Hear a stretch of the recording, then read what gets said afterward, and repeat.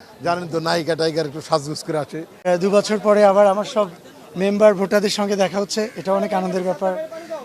So এটা enjoy করছে আমি না, শুধু আমার প্রার্থীরা, ভোটাররা সবাই মিলে একটা সুষ্ঠু সুন্দর নির্বাচন চাই এবং যে প্যানেলই পাশ করুক না কেন সবাই এটা গ্রহণযোগ্যতার মাধ্যমে সেটা মেনে নিবে, এটাই আশা করি। সকাল থেকে ভোটার কেমন দেখছেন? মোটামুটি আহামরি না আসলে। অ্যাকচুয়ালি আমাদের এই সবসময়ই জুম্মার নামাজের আগে ওইরকম ভোটারটা আসে না, এই 2টার পর থেকে ভোটার আসা শুরু করবে আর কি, আশা করছি। কত ভোটার আপনারা আশা করছেন? এবার তো 573 জন ভোটার, আমরা তো 450 আশা করছি, 450। উৎসব তো অবশ্যই পাচ্ছি, আর চলচ্চিত্রকে এগিয়ে নিতে শুধু শিল্পী সমিতি বদ্ধপরিকর থাকলে হবে না।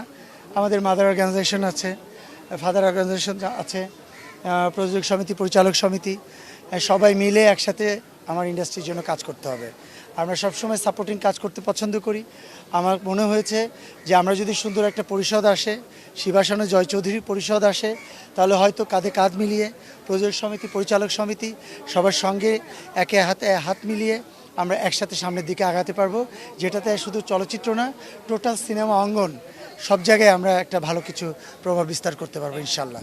এমনি প্রশাসন অনেক স্ট্রং নিরাপত্তা বিধান করেছে এবং মানে এই নিয়ে কোনো ঝুঁকি নেই, আর আমাদের মধ্যে কোনো ক্লেশ নেই।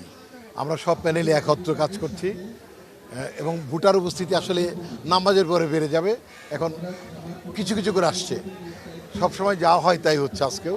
তো যেহেতু ফ্রাইডে আজকে শুক্রবার, এই জন্য নামাজের পরে সবাই আসবে। আর জানেন তো নায়িকা টাইগার একটু সাজগুজ করে আসে, একটু লেটে আসে। তো ভোট হবে, যার যার ভোট সেই দিবে, যাকে খুশি যোগ্য ব্যক্তিকে দিবে। আমি বিশ্বাস করি এ বিষয়ে কোনো সন্দেহ নেই।